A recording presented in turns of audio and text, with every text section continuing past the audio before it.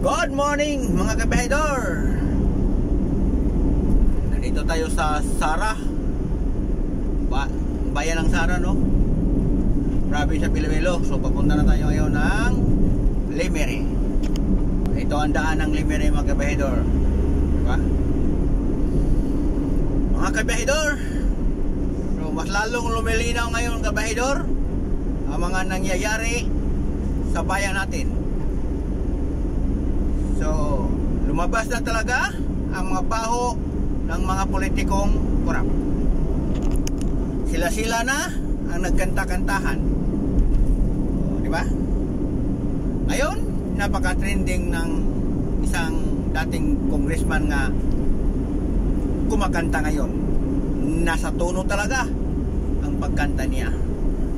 So, napakagaling kumanta. Nasa tono talaga. So, kahit anong kanta-kanta mo dyan, damay ka pa rin, no? Kasi kayo naman dyan nag-ano eh, di ba? Kayo lang kasi ang nangulimbat ng pira, di ba? So kung kumanta ka ngayon, dating congressman, kasi trending ka ngayon eh, di ba? Saldi ko, trending ka ngayon. So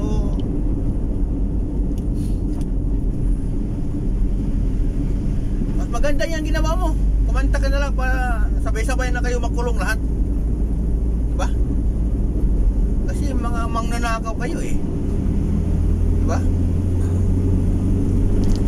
So, ngayon, napakatinding na sa video nga siya sabi mo. Panindigan mo yan. Walastik talaga tong bansa natin ngayon. Na puro na buhaya. Ngayon, napakalinaw na. Although dati pa malinaw naman talaga eh. Tumbok naman talaga yung yung punot dulo. Kaso lang mayroon ding iba mga senador, mga congressman nga talagang pilit nila binablock, no? Mga investigasyon, pilit nila pinagtanggol kahit halata naman nga nandoon ang dulo. Kitang-kita na ang dulo. So ngayon, nagsalita na yung dating congressman, dati nilang kasamahan. O, mapigilan nyo pa yan.